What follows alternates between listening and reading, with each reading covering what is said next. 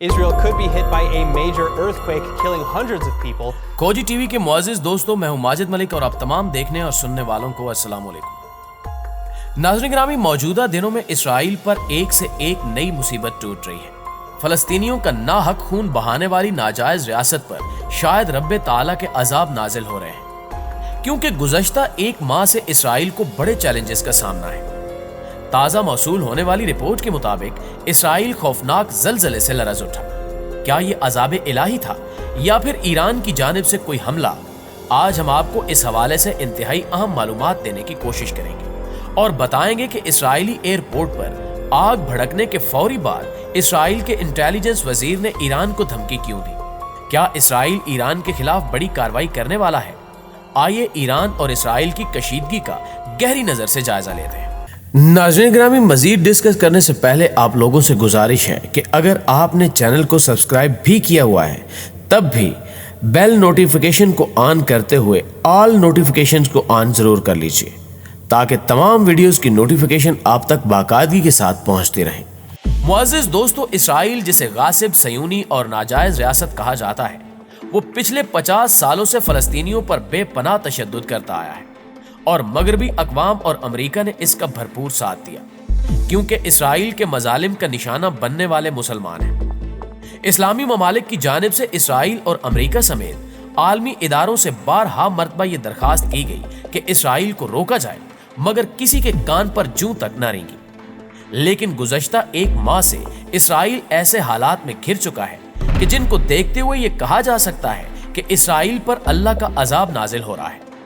ایران اسرائیل کشیدگی نے اسرائیل کا بھرم پاش کر دیا اور اب معمولی اور کمزور سمجھے جانے والی مظلوم ریاستیں بھی اسرائیل کے خلاف اٹھ کھڑی ہوئی ہیں۔ لبنان، شام اور عراق نے بھی اسرائیل کو سبق سکھانے کا فیصلہ کر لیا ہے اور اب ایران کی پوزیشن خطے میں مزید مضبوط ہو چکی ہے۔ اس عمل نے یہودی قوم سمیت امریکی حکومتی ایوان کے در و دیوار ہلا کر رکھ دیے ہیں۔ چند روز قبل یہ خبر منظر عام پر آئی تھی کہ شامی سرزمین کو استعمال کرتے ہوئے ایران نے اسرائیل کے ایک اہم علاقے پر راکٹ حملہ کیا، جس کے نتیجے میں اسرائیلی ایٹمی تنصیبات کو نقصان پہنچا۔ اس ایرانی حملے نے اسرائیل کے دفاعی نظام کی دھجیاں بکھیر کر رکھ دی اور پھر اگلے ہی روز غزہ کی پٹی سے 36 میزائل اسرائیل پر داغے گئے، جنہوں نے اسرائیل کو زبردست جھٹکا دیا اور پورا اسرائیل لرز اٹھا۔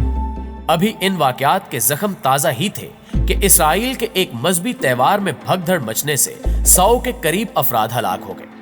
گو کہ یہ تعداد اسرائیلی میڈیا کی جانب سے چھپائی جا رہی ہے، تاہم اس واقعے نے بھی اسرائیل کی اینٹ سے اینٹ بجا دی ہے اور اب کی بار موصول ہونے والی ایک اہم خبر کے مطابق اسرائیل خوفناک زلزلوں سے لرز اٹھا ہے۔ معزز دوستو، گزشتہ روز اسرائیل سے یہ خبر سامنے آئی کہ پورے اسرائیل میں زلزلے کے شدید جھٹکے محسوس کیے گئے، لیکن اس خبر کے ساتھ ہی یہ بھی اطلاع موصول ہوئی کہ اسرائیل کے ایک ایئرپورٹ کے قریب اچانک آگ بھڑک اٹھی ہے اور فوری طور پر ایئرپورٹ کو خالی کروا لیا گیا۔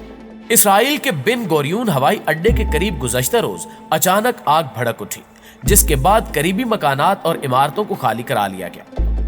اسرائیلی حکام نے دنیا سے جھوٹ بولا کہ آگ لگنے کی وجہ مشاو نامی گاؤں میں سکریپ میٹل یارڈ میں پڑا ہوا ناکارہ مواد تھا، لیکن اصل کہانی اس کے برعکس ہے۔ آتش زدگی سے متاثرہ علاقے کے آس پاس اسرائیلی فوج کا ایک ہیلی کاپٹر بھی مسلسل محو پرواز رہا۔ آتش زدگی کے بعد قصبے کے تمام داخلی راستے بند کر دیے گئے اور شہریوں کو ہدایت کی گئی کہ وہ آگ سے دور رہیں، جس سے اندازہ ہوتا ہے کہ یہ کوئی معمولی آگ نہیں تھی بلکہ یہ ایک حملہ تھا، اور چند افراد کے مطابق یہ حملہ ایران نے ہی کیا تھا۔ اسی حملے کے چند گھنٹوں بعد اسرائیل میں خوفناک زلزلہ بھی آیا اور پورا اسرائیل خوف سے لرز اٹھا۔ یہودی قوم نے اس زلزلے کو بھی ایران کا حملہ ہی قرار دیا، تاہم چند مبصرین اسے عذاب الہی قرار دے رہے ہیں اور کہا جا رہا ہے کہ فلسطینیوں پر ظلم کرنے کے نتیجے میں اسرائیل پر اللہ کا عذاب نازل ہوا ہے۔ دوسری جانب ایک اور اہم خبر یہ بھی ہے کہ ایران اور اسرائیل کے مابین کشیدگی دن بدن بڑھتی جا رہی ہے اور دونوں ممالک ایک دوسرے کو دھمکی آمیز پیغامات دیتے دیکھے جا سکتے ہیں۔ گزشتہ روز اسرائیلی وزیر برائے انٹیلیجنس نے ایران کو واضح الفاظ میں دھمکی دیتے ہوئے سنگین وارننگز جاری کر دی ہیں۔ ناظرین محترم، خبر کے مطابق اسرائیل کے وزیر برائے سراغ رسانی ایلی کوہن نے خبردار کیا کہ ایران اور عالمی طاقتوں کے درمیان اگر کوئی نئی جوہری ڈیل ہوتی ہے تو اس سے پورا خطہ ہی جنگ کی لپیٹ میں آ جائے گا۔ उन्होंने ये भी कहा है कि इसराइल के त्यारे मशरिक़ वस्ता के खित्ते में कहीं भी पहुंच सकते हैं। उन्होंने इसराइल के इस मौक़िफ़ का आदा किया कि वो अमेरिका और ईरान के दरमियान होने वाली सिफारतकारी का पाबंद नहीं होगा। बरतानवी मीडिया से गुफ्तगू करते हुए इसराइली वजीर ने कहा कि जो कोई कलीलुल मियाद मुफाद का ख़ां है तो उसको तवीलुल मियाद असरात को भी जहन में रखना चाहिए। इसराइल ईरान को जौहरी हथियार हासिल करने की इजाजत नहीं देगा। ईरान को किसी भी जगह इस्तिस्ना हासिल नहीं है। हमारे त्यारे मशरिक़ वस्ता में कहीं भी जा सकते हैं और यकीनी तौर पर ईरान में भी। दुनिया ईरान को ना सिर्फ यूरेनियम को अफजूदा करने और बैलिस्टिक मिसाइलों की तैयारी से रोके, बल्कि दूसरे ममालिक में अदम इस्तेहकाम की सरगर्मियों और जंगजुओं को रकूम मुहैया करने से भी बाज रखे। दरअसल ईरान और 6 आलमी ताकतों के दरमियान 2015 में तयशुदा जौहरी समझौते में अमेरिका की दोबारा शमूलियत के लिए इस वक्त वियना में मुज़ाकरात जारी हैं। अमेरिकी एलची और ईरानी हुक्काम बिलवास्ता बातचीत कर रहे हैं। इसराइल को अमेरिका की जौहरी समझौते में दोबारा शमूलियत पर एतराज है और इसने इसी हफ्ते एक वफद वाशिंगटन भेजा है।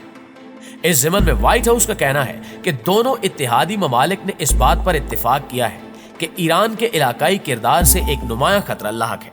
अमेरिका में मुतय्यन इसराइली सफीर ने कहा कि जो बाइडेन इंतजामिया ईरान से किसी भी नई जौहरी डील के बारे में इसराइल से मुशावरत करेगी। दूसरी जानिब अमेरिकी सदर जो बाइडेन कहते हैं कि ईरान से जौहरी मुआहदे में वापसी का रास्ता तवील है। इसराइली मुफाद और मौक़िफ़ को मद्देनजर रखेंगे।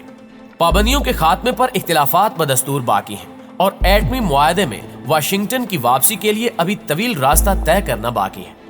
अमेरिकी सदर जो बाइडेन ने इसराइली हुकूमत की खुफिया एजेंसी मुसाद के सरगना यूसी कोहन को इत्मीनान दिलाया है कि वाशिंगटन आइंदा भी इसराइल के मौक़िफ़ और मुफादात को मद्देनजर रखेगा। यूसी कोहन ने भी इस मुलाकात में एटमी मुआहदे में इस्लाह से कबल अमेरिका की वापसी को एक गलत कदम करार दिया।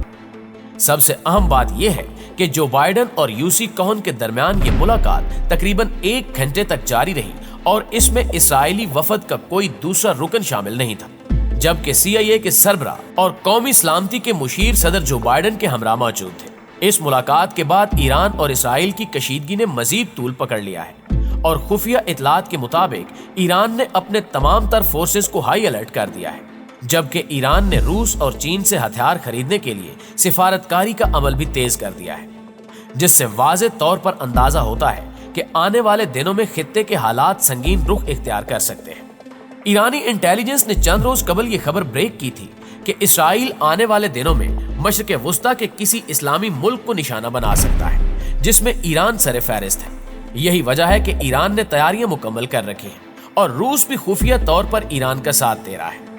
अब देखना यह है कि आने वाले दिनों में इसराइल क्या इकदामात उठाएगा और क्या जो बाइडेन हुकूमत इसराइल को जंग में कूदने का मशवरा देगी। इस हवाले से आपकी राय क्या कहती है, कमेंट करके हमें भी जरूर बताइएगा। वीडियो अच्छी लगे तो इसे लाइक करते हुए अपने दीगर दोस्तों के साथ भी शेयर जरूर कर दीजिए। इंशाल्लाह आपसे मुलाकात होती है अगली वीडियो में। तब तक अपना ख्याल रखिएगा। अल्लाह निगहबान।